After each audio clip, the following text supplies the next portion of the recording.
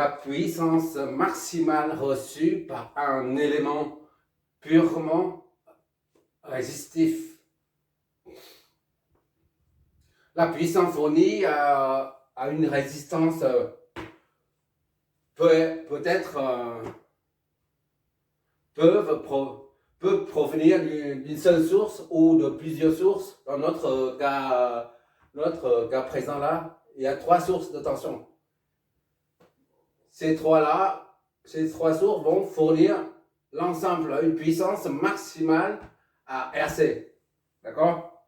Dans les 2 premiers exercices, on avait des circuits où il y avait une seule source de tension ou de courant.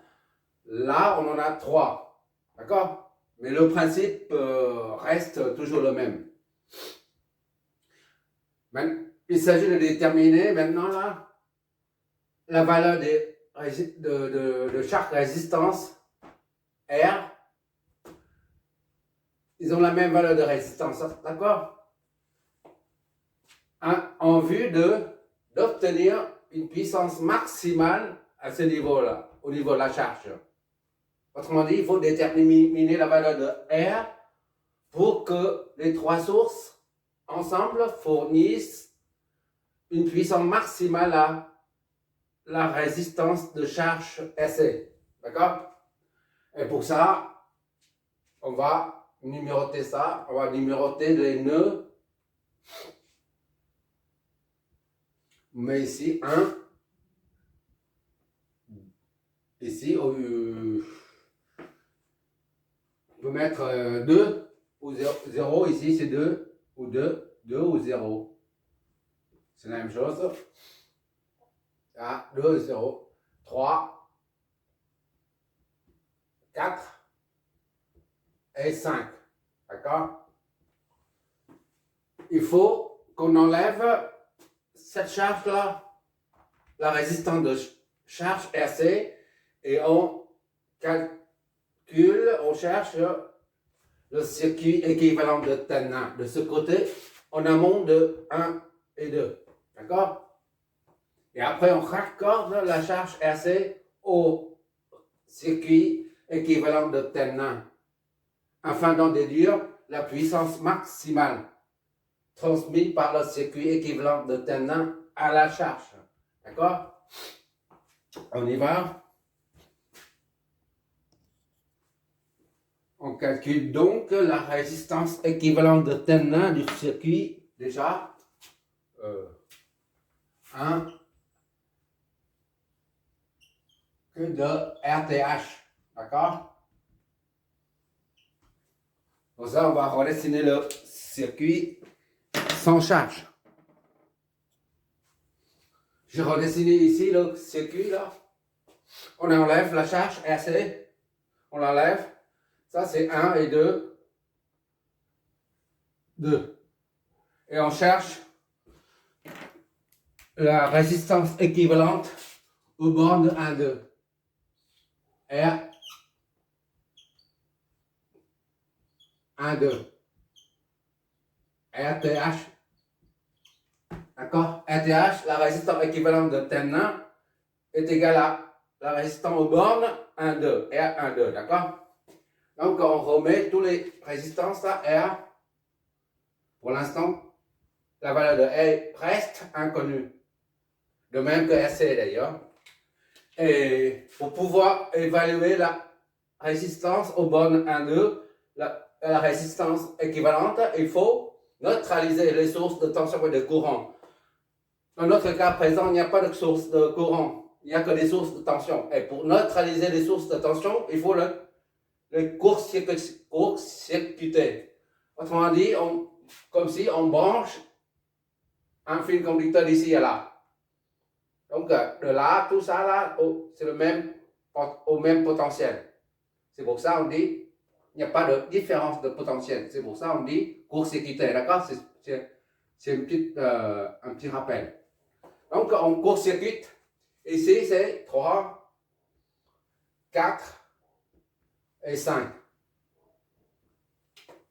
Normalement, si on ne court-circuite pas la source, par exemple ici, on a 5, se trouve le potentiel le potentiel au point 5 se situe à 3 volts. Mais là, c'est à 0 volts. De même, ici, le potentiel, si on ne court-circuite pas la source de tension VS2, le potentiel au point 4 est à 2 volts.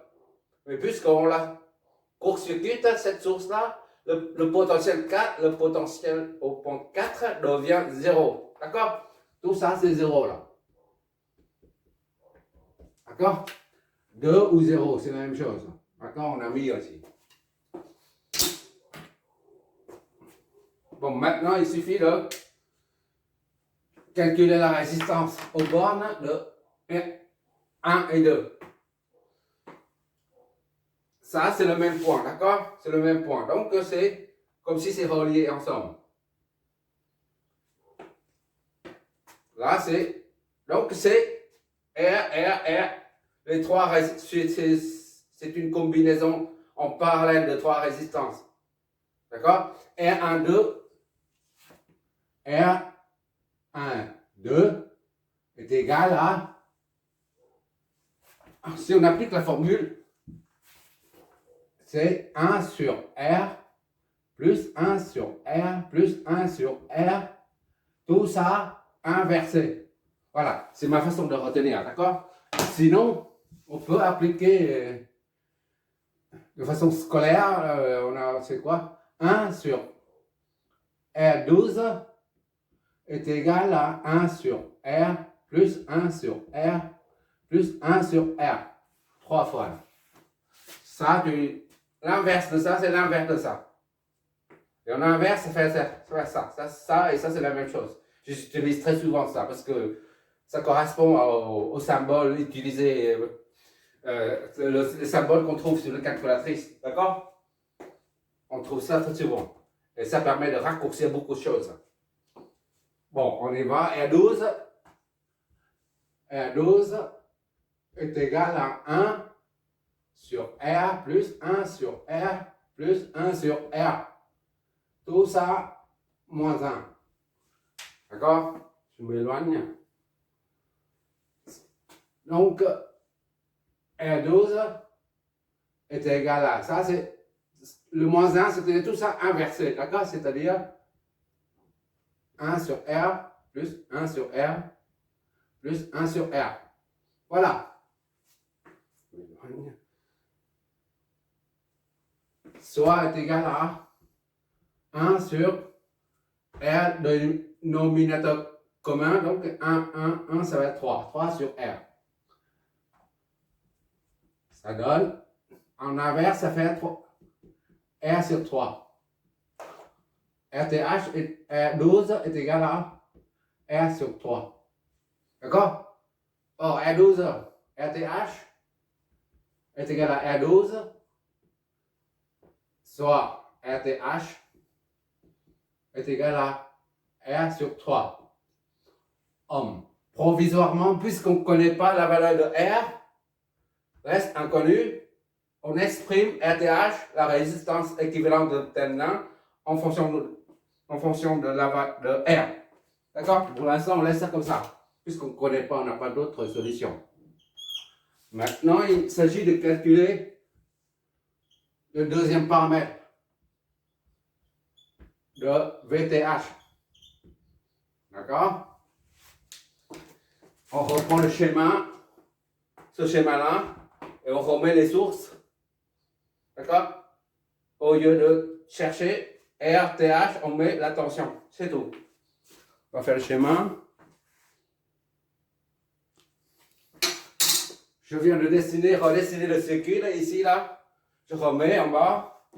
On remet VS1.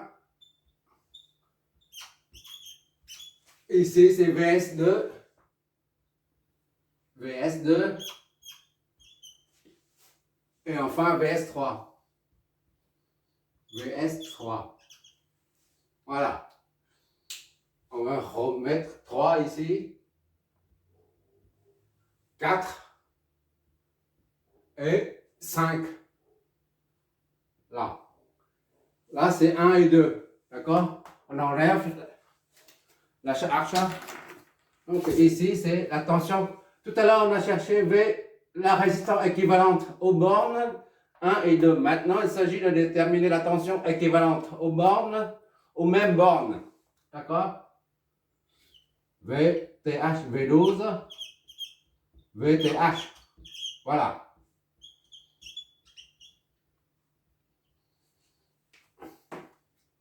Ici, c'est 1. Voilà.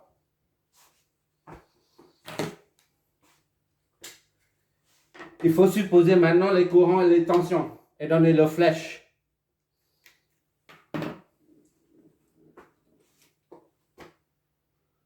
On va supposer I2, les résistants R, inconnu toujours. I2, ici, ce n'est qu'une supposition, d'accord? I2, I3,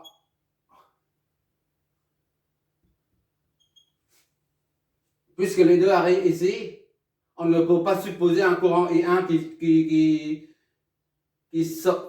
qui va dans la même direction que I3 et I2. Sinon, les trois, ça crée un bouchon, d'accord? Donc, et par conséquent, I1 doit sortir de ce nœud-là. Donc, I1 va être comme ça. I1. D'accord? Pour que ce soit cohérent. Il reste quoi à faire? On a le courant I2 et I3 ne peut pas passer par là puisque la circuit est ouvert. Donc, la somme des deux doit former I1. Maintenant, il reste les tensions. Ça, c'est VS1. VS1. VS2. Et enfin, ça, c'est VS3. Sans ça, là. Même si ça va dans ce sens-là. D'accord? La source de tension doit s'orienter vers le haut. D'accord? Ce n'est pas parce qu'on a dit, une source de tension peut à la fois débiter un courant ou recevoir un courant. D'accord? Là, le courant I2 et le sens du courant I2 et la tension, la flèche de tension VS2 dans le même sens. I2, c'est ici. D'accord? Idem. I3, c'est ici. Ça sort dans le même sens. Par contre, ici, là, on voit là, I1 qui arrive là, c'est-à-dire I1 entre dans la source. Mais on est obligé de faire ça, d'orienter I1 vers la gauche. Sinon, ça n'a pas de sens. Sinon, c'est incohérent à ce niveau-là. D'accord? Par contre, ça, c'est toujours cohérent. C'est-à-dire, une source peut à la fois débiter ou recevoir un courant. D'accord? C'est toujours valable.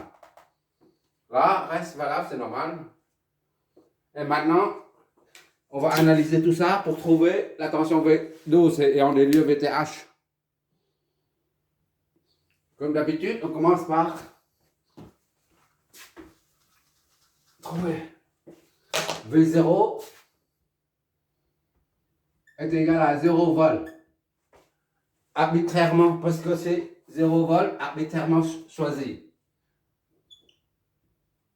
V0 est égal à 0 volt. Arbitraire, d'accord? 0 volt.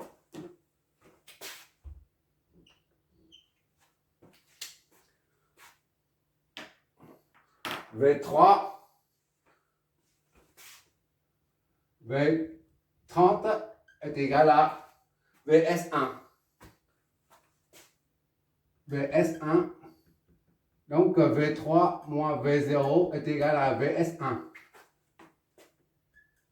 C'est-à-dire V3 moins V0, c'est 0, est égal à VS1. VS1, c'est 1 volt.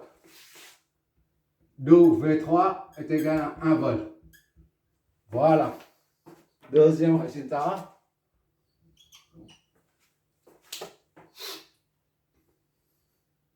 V4, c'est le même principe. V40 est égal à V40 VS2, d'accord? VS2, d'où V4, on décompose ça en potentiel. C'est égal à Vs2. Soit V4 moins 0, V0 c'est 0, est égal à Vs2 c'est 2 volts. Donc V4 est égal à 2 volts. Notre troisième résultat.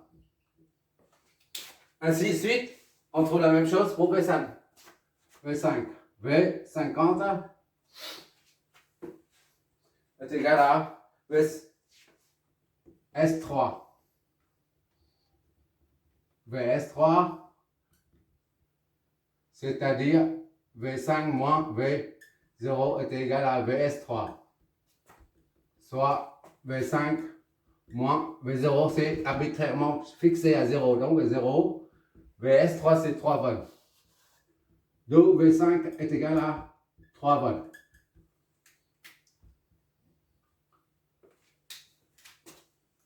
Maintenant, qu'est-ce qu'il faut faire? Maintenant, il faut appliquer la loi d'Ohm. On a oublié de flécher les tensions. On fait ici, à là, c'est V, un récepteur, c'est V12. 1, V13. 1 et 3. D'accord? Et ici, c'est V14.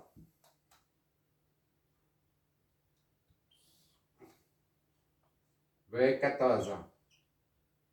1 et 4. Ici, enfin, V. Ah non, non, non. V. C'est un récepteur.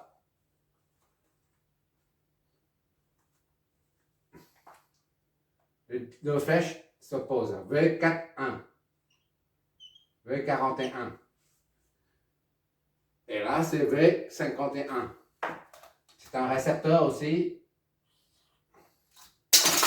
V51. D'accord? Étant donné que ce sont des récepteurs, les deux flèches, courant et tension s'opposent. Ici, c'est pareil. Là, c'est pareil. Bon. Maintenant, on va appliquer la loi d'Ohm à ces trois éléments résistifs. On commence par 13, 41 et puis 51. D'accord? V13 est égal à V1 moins V3 est égal à R fois I1. RI1. C'est-à-dire I1 est égal à V1 moins V3 sur R.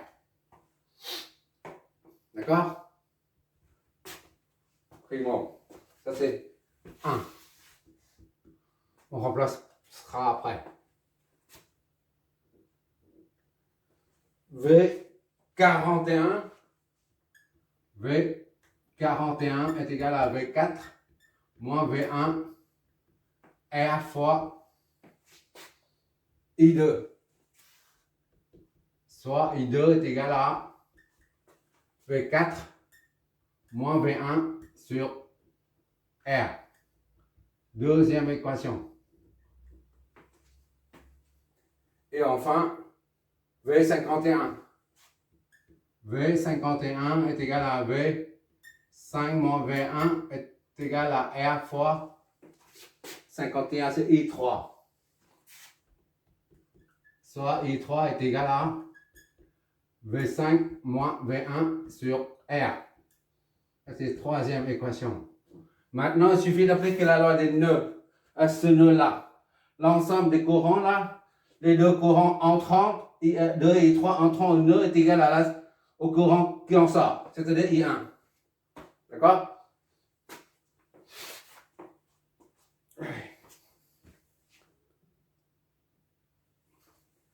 Au nœud 1, loi des nœuds. I1 est égal à I2 plus I3, soit I1 moins I2 moins I3, tout ça s'annule. D'accord? Bon, I1 on injecte dans V1 moins V3 sur R. Moins I2 c'est ça. Moins V4 moins V1 sur R. Et moins I3 qui est là. Moins V5 moins V1 sur R. Tout ça égale à 0. Multipliez tout par R. Ça donne V1 moins V3 moins V4 plus V1 moins V5 moins plus V1. 0, d'accord?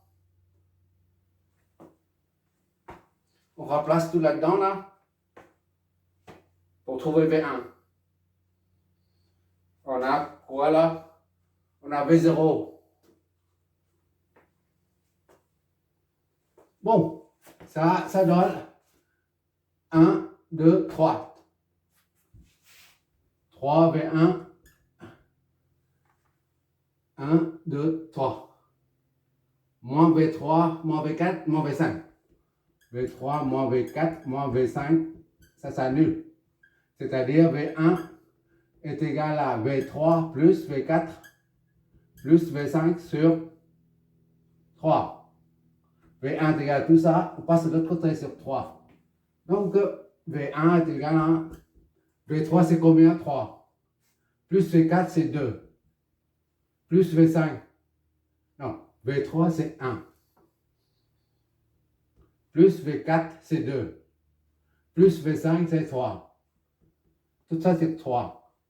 6 sur 3, ça fait 2. V1 est égal à 2 volts. D'accord? Voilà. La tension au bas, maintenant on en a dit V1, 2. V1, 2 est égal à V1 moins V2. Soit 2 moins V2. V2 c'est combien? On n'a pas encore.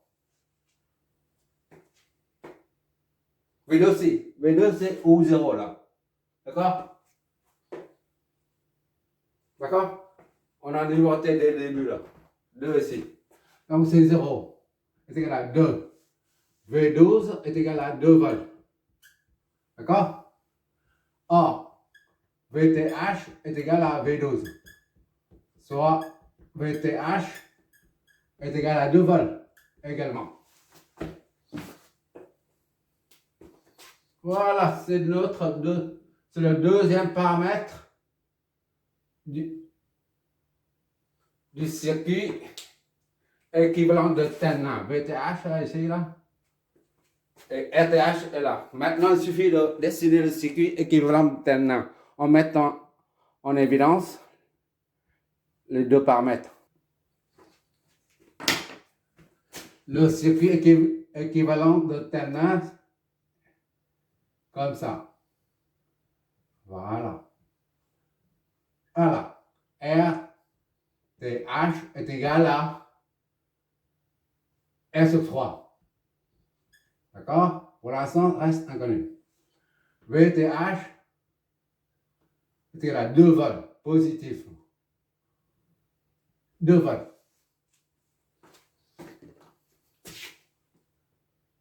VTH 2 volts. D'accord? Et maintenant, on raccorde la charge RC au circuit équivalent de TEN1 qu'on vient juste de trouver là. RC. D'accord?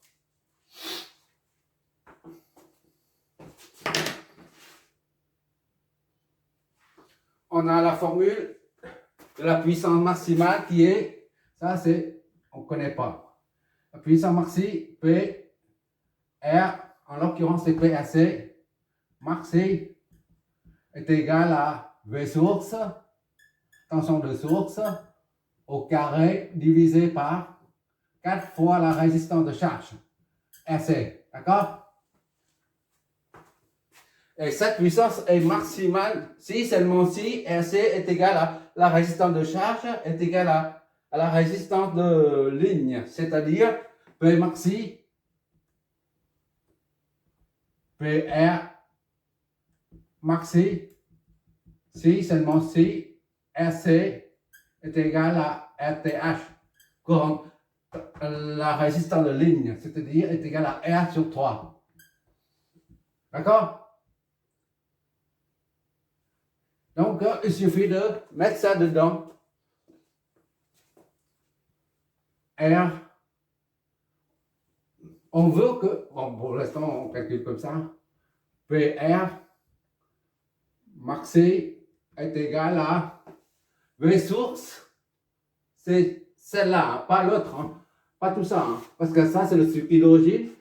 Et pour trouver la puissance maximale, on travaille avec le circuit équivalent de terminal. Donc, c'est la source de tension terminale qu'il faut prendre. Ce n'est pas les autres, d'accord? V source, c'est VTH. D'accord? Au carré divisé par 4 fois RC. La puissance est max si seulement si RC est égal à R sur 3. D'accord? RTH, c'est-à-dire VTH au carré divisé par 4 fois R sur 3. D'accord? Soit 2 au carré divisé par 4 R sur 3. C'est-à-dire 4 sur 4 R sur 3. On inverse le truc. 3 sur 4 R. Finalement, on a 3 sur R. D'accord? Bon, maintenant, on veut que, là la puissance maxi, là, est égale à ça. Maintenant, on revient ici, on dit, on veut que la puissance maxi reçue par RC, là, soit égale à 150 mW, c'est-à-dire 0,15 watts. Il suffit de poser ça, égaliser ça.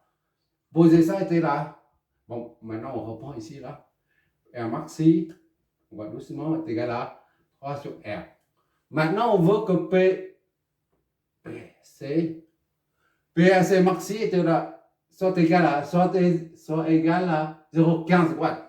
Donc, il suffit de poser 0,15 3 sur R. C'est-à-dire R est égal à 3 sur 0,15. C'est combien ça? 3 sur 0,15. Ça fait 20. 20 ohms.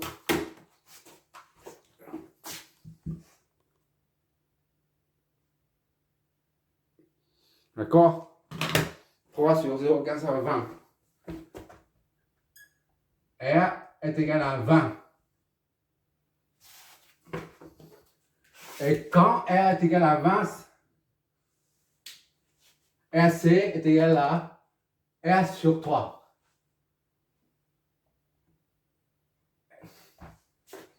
RC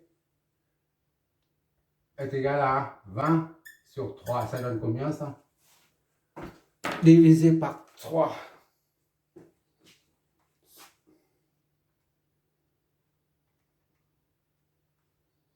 Divisé par 3. 6,67. Ok. 6,67 ohms.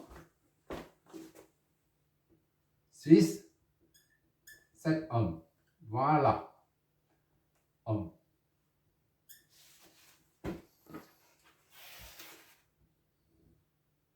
Voilà.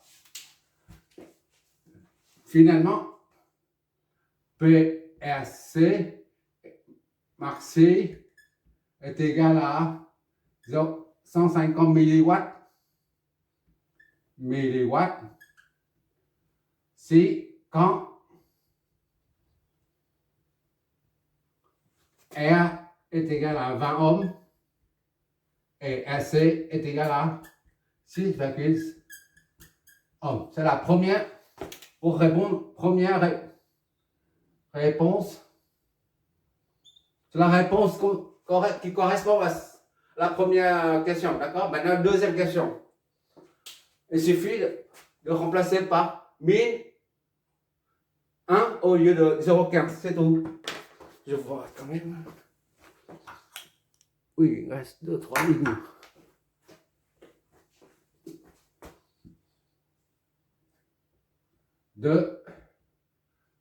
Bon, B maxi là, on remplace dans B maxi, c'est au lieu de mettre 0,15, on met 1.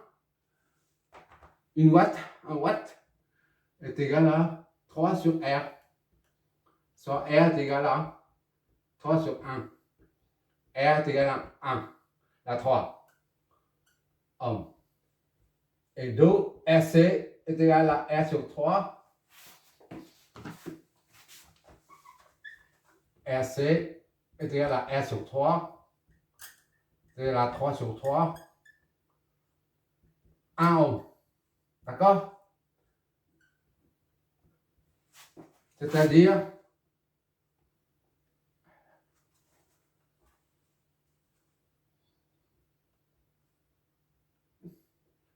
ça, PRC sera marqué quand Maxime est égal à 1 watt ou 1 watt, 1 watt, je crois, c'est pas une. Quand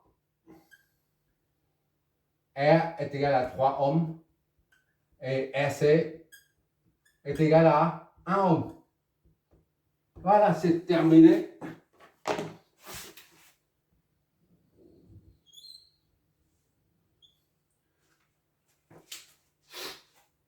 Tu regarderas le résultat de simulation. J'ai mis 2 circuits avec